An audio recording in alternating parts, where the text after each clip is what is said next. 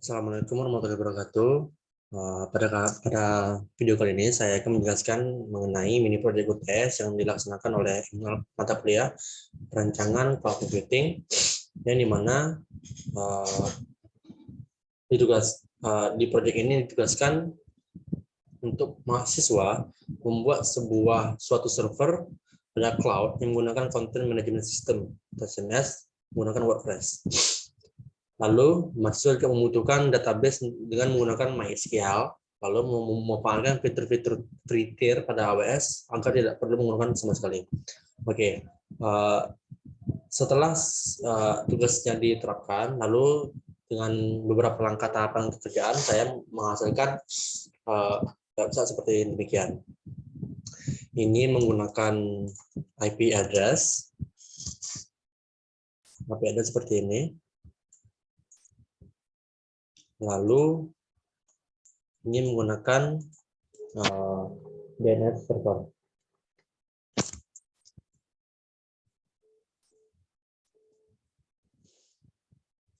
Oke.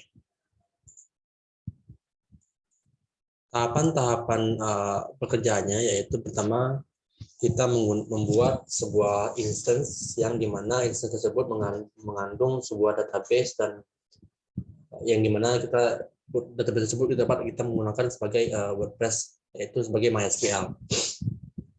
Cara membuatnya sedikit berbeda pada praktik umumnya. Pada imaging proses,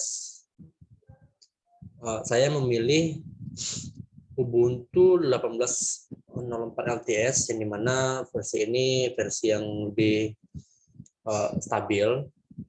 Lalu saya klik select. Lalu untuk pilihannya kita pilih T2. Lalu ini next storage. Nah, pada bagian ini saya tambahkan 20 GB. Lalu add text.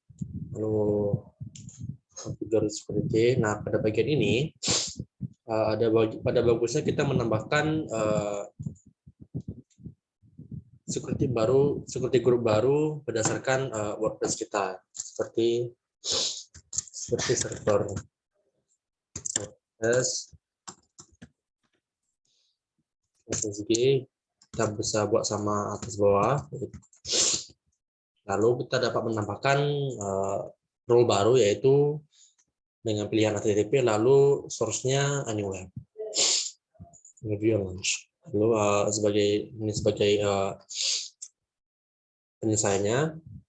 Nah, setelah kita membuat instansinya, setelah aktif, kemudian tahap selanjutnya kita mencoba untuk masuk ke dalam server ini menggunakan API V4, IP address-nya, dengan menggunakan aplikasi Git Bash. Nah, setelah masuk dalam Git Bash, langkah pertama yang dilakukan adalah mencoba menghubungkan key-pair dari instance tersebut ke dalam GitHub ini, Git Bash ini. Yang pertama yaitu si chmod 400 menggunakan key-pair tadi, yaitu baru. Kemudian kita menghubungkan melalui port SSH, lalu Ubuntu, IP-nya yaitu IP address,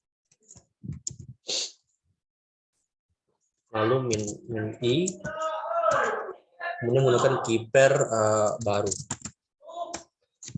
Kemudian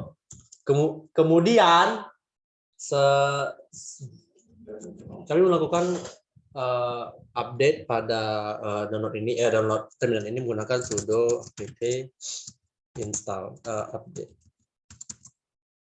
Sudo apt update. Kemudian setelah update, kita lakukan upgrade juga,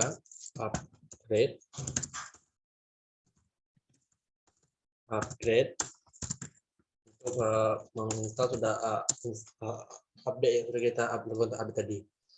Kemudian Pada posisi ini kita melakukan install Apache sebagai database-nya. Dilakukan dengan cara sudo apache apt install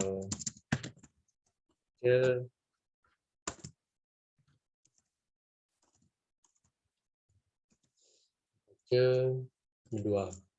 Lalu kita start Apache-nya, start dan lalu enable.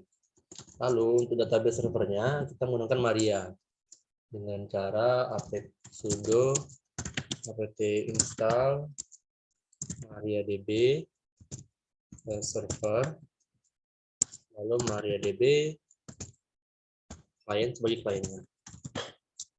Lalu setelah semua diinstal, sebelumnya kita menginstal juga MySQL-nya. Sudo, maksud saya mengecek MySQL-nya dengan cara sudo MySQL secure installation. Kemudian setelah semua diinstal, kita mencoba mengambil sebuah file dari website menggunakan aplikasi namanya install unzip, di mana install unzip tersebut digunakan untuk mengekstrak file yang sudah kita download dari website tersebut. Lalu setelah masuk ke dalam file tersebut, kita mengambil file WordPress, lalu kita masuk dalamnya menggunakan cd WordPress. Lalu pada bagian ini kita menambahkan database baru yang pertama itu create database. Create database dengan nama database sendiri. Lalu create username. Create username. User, lalu dengan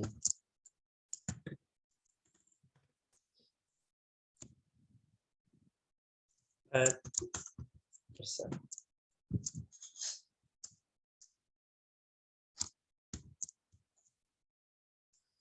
Dan diidentifikasi oleh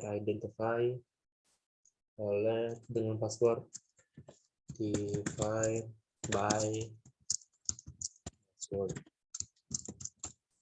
Demikian setelah itu kita memperbolehkan semua akses pada database username tersebut dengan cara grant all privilege. Nah, setelah langkah itu dilakukan,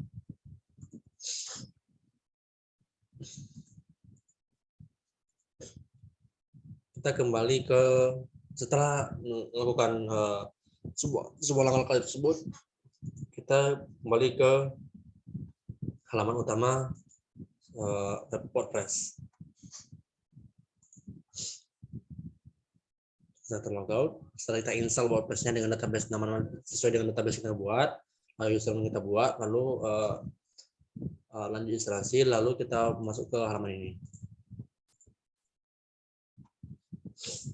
Dengan halaman ini kita dapat mengakses semua hal terkait perubahan-perubahan pada website tersebut yang dapat kita modifikasi secara kemauan kita sendiri. Oke, demikian hasil dari TS saya. Apabila ada kekurangan, saya mohon maaf. Wabillahi taufiq wal hidayah. Wassalamualaikum warahmatullahi wabarakatuh.